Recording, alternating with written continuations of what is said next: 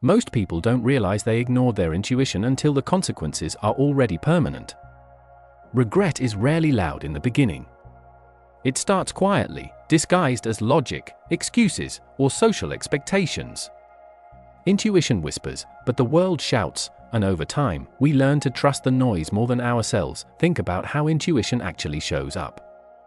It's not dramatic. It doesn't beg. It doesn't argue. It's that subtle discomfort when something looks right on paper but feels wrong in your chest. It's the calm certainty that appears for a second, and then gets buried under overthinking. And that's usually where the mistake happens. Not because intuition failed, but because it was ignored. Many people believe intuition is vague or unreliable. In reality, it's one of the most accurate internal systems you have. It's built from lived experience, pattern recognition, emotional memory, and subconscious intelligence. Your intuition processes information faster than your rational mind ever could. But because it doesn't explain itself, people dismiss it. There's a common pattern behind regret. Someone says yes when they felt no. They stay when they felt they should leave. They choose safety when they felt called toward uncertainty. And at the time, it feels reasonable, practical, mature. But years later, the regret isn't about the outcome, it's about the self-betrayal. The realization that you knew, and still didn't listen. Picture someone choosing a career path they never wanted, simply because it was stable.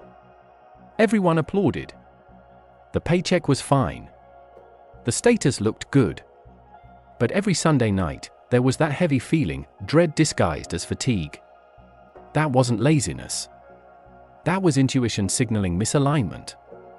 Years later, burnout arrives, followed by the painful question, why didn't I trust myself when I felt it early on? Or think of relationships. How many people ignore early red flags because they don't want to seem difficult or dramatic? Intuition notices tone changes, energy shifts, inconsistency, long before proof appears. And when the relationship finally collapses, the regret isn't just heartbreak. It's remembering the exact moment you felt something was off and chose to rationalize it away. Ignoring intuition doesn't protect you from pain. It postpones it, and often amplifies it. One of the most dangerous lies we tell ourselves is that intuition must be justified logically to be valid. But intuition isn't a courtroom argument. It's an internal signal. Waiting for external permission to trust it is how people lose years of their lives. The real cost of ignoring intuition isn't failure. It's disconnection from yourself. Each time you override it, you weaken that relationship. And eventually, people reach a point where they say, I don't know what I want anymore. That confusion didn't appear overnight.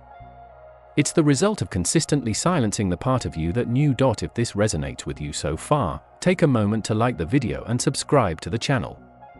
This content reaches people who are often at a turning point, and supporting it helps others hear what they may have been avoiding. The moment you stop trusting intuition, you start outsourcing your life to opinions, expectations, fear. And none of those will ever care about your long-term fulfillment the way your inner guidance does. Intuition doesn't scream because it doesn't need to. The tragedy is that most people only recognize its accuracy in hindsight. And hindsight is where regret lives. Pause here and reflect honestly. How many times have you already felt the answer and talked yourself out of it? The reason ignoring intuition leads so consistently to regret is not because intuition predicts the future, but because it keeps you aligned with yourself in the present. Regret is born when your future self looks back and realizes there was a moment you abandoned your own signal to please fear, logic without wisdom, or the expectations of others. Most people misunderstand intuition as something mystical or emotional. It's not. It's embodied intelligence. Your body notices changes before your mind can label them. A subtle tension. A sudden drop in energy. A feeling of resistance that appears without explanation. These are not random sensations. They are data. And when ignored repeatedly, that data doesn't disappear, it turns into consequences. Consider how often people stay in situations long after they should have left. Not because they're blind, but because they're negotiating with themselves. They say things like, maybe I'm overreacting, I need more proof, or I don't want to throw everything away over a feeling. But intuition doesn't ask for proof. It asks for honesty. And honesty is often inconvenient. There's a quiet form of regret that doesn't come from dramatic failure, but from slow erosion. Staying in the wrong place just a little too long. Saying yes one too many times. Silencing discomfort until it becomes normal. People wake up one day feeling numb, disconnected, or resentful, without a clear reason. That numbness is accumulated intuition ignored over time. Think of intuition like a muscle. The more you listen to it, the clearer and stronger it becomes. The more you ignore it, the quieter it gets, not because it's gone, but because you've trained yourself not to hear it. That's why some people say they feel lost. They are not lost. They're just disconnected from their internal compass point. One of the most painful forms of regret comes from choosing comfort over truth. Intuition often points toward growth, not safety. Growth feels uncertain. Safety feels familiar. And familiarity is seductive, even when it's misaligned. But comfort chosen against intuition turns into stagnation. And stagnation, over time, feels like suffocation. There's also social pressure involved. We're conditioned to prioritize being agreeable over being authentic. To explain ourselves. To justify decisions that feel right internally but don't make sense externally. Intuition rarely survives environments where it constantly has to defend itself. That's why people ignore it, not because it's unclear, but because honoring it might disappoint others. And here's the irony: the people you're trying not to disappoint rarely live with the consequences of your choices. You do. Regret doesn't belong to the crowd. It belongs to the individual. This is a good moment to pause and reflect, not emotionally, but honestly. Where in your life are you currently negotiating with something you already feel? If this video is helping you articulate something you've sensed but couldn't name, take a moment to like the video and subscribe. It allows this kind of content to reach people who need clarity before regret sets in. Ignoring intuition doesn't always lead to immediate disaster. That's why it's so tempting to dismiss it. Sometimes everything works fine until it doesn't.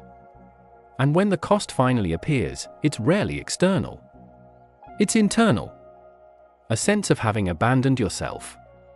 Of knowing you were warned quietly, repeatedly, and chose noise instead. But this doesn't have to be a story about blame. It can be a turning point.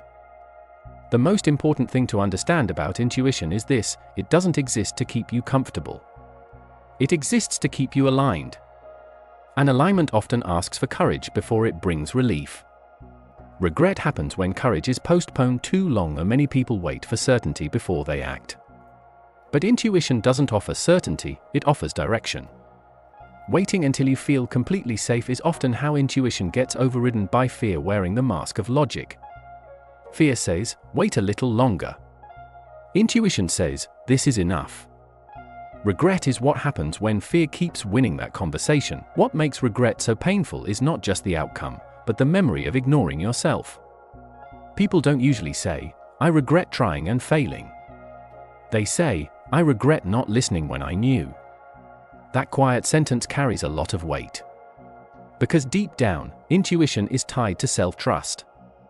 Every time you listen to it, even when it's uncomfortable, you reinforce the belief that you have your own back. Every time you ignore it, that trust weakens. This is why intuition matters most in small moments, not dramatic ones. Choosing to speak up when something feels off. Choosing to rest when pushing feels wrong. Choosing to walk away before resentment builds. These moments don't look heroic. They look simple. But over time, they determine the quality of your life. There's also an important distinction to make. Intuition is calm, even when it warns you. Anxiety is loud and urgent. Intuition feels steady. It doesn't rush you, but it doesn't disappear either. If a feeling keeps returning without intensity, just clarity, that's worth paying attention to. Regret often comes from confusing anxiety with intuition and dismissing the calm signal that was actually guiding you. Rebuilding trust with your intuition doesn't require drastic changes overnight. It starts with small acts of listening.